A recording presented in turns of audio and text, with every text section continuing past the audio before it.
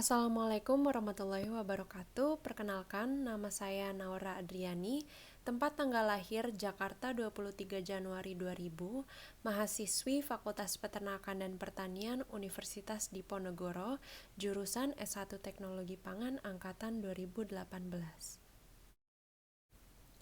Makanan kita harus menjadi obat kita dan obat kita harus menjadi makanan kita. Hippocrates. Peraturan Menkes RI Nomor 41 Tahun 2014 tentang pedoman gizi seimbang. Gizi seimbang meliputi susunan pangan dengan jumlah serta kualitas gizi yang baik sesuai dengan kebutuhan tubuh setiap harinya. Gizi optimal krusial untuk pertumbuhan normal, perkembangan fisik, serta kecerdasan bayi, anak-anak, hingga masyarakat semua umur. Gizi tidak optimal menyebabkan timbulnya beberapa masalah kesehatan seperti rentan akan infeksi virus, serta beberapa penyakit tidak menular seperti diabetes hingga penyakit jantung. Pandemi COVID-19 menyebabkan banyaknya anak-anak yang terpaksa harus melaksanakan kegiatan sekolah dari rumah dan secara daring. Pelaksanaan sekolah daring ini menyebabkan aktivitas fisik yang terhambat karena harus duduk di depan layar dalam waktu yang cukup lama. Oleh karena itu, banyak resiko yang akan dihadapi bila aktivitas fisik anak kurang dan disertai oleh asupan gizi yang tidak optimal seperti resiko obesitas, rentan penyakit menular maupun tidak menular, kurangnya koordinasi motorik hingga gangguan psikologis.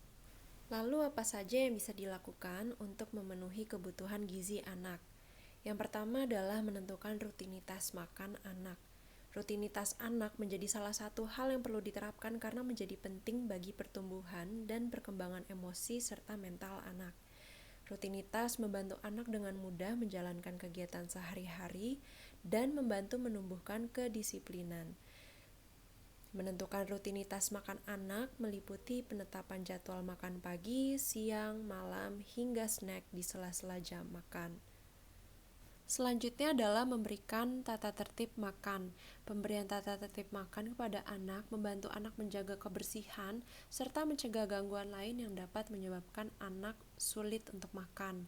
Contohnya dengan memberikan posisi makan yang baik, membiasakan anak untuk menjaga kebersihan seperti mencuci tangan sebelum dan sesudah makan, batasi penggunaan gadget, dan menjaga porsi makan anak.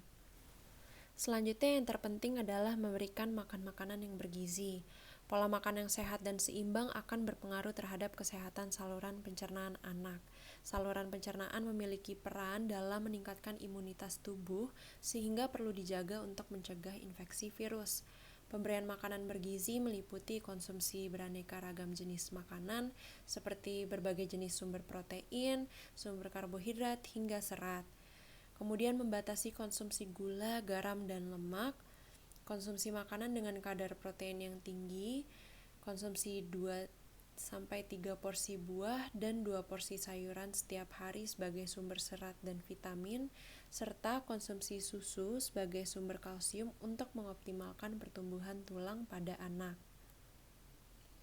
Anjuran proporsi makan menurut pedoman gizi seimbang oleh Kemenkes RI adalah 15% lauk atau sumber protein, 15% buah-buahan, 35% sayuran, dan 35% makanan pokok atau sumber karbohidrat setiap sajian sekali makan.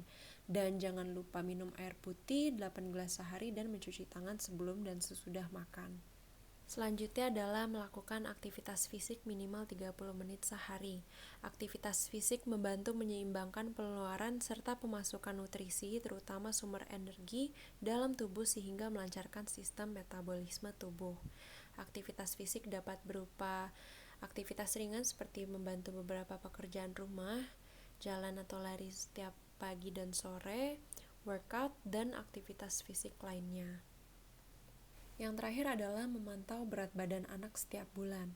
Pemantauan berat badan tubuh balita dapat disesuaikan dengan Kartu Menuju Sehat atau KMS yang disediakan di Posyandu.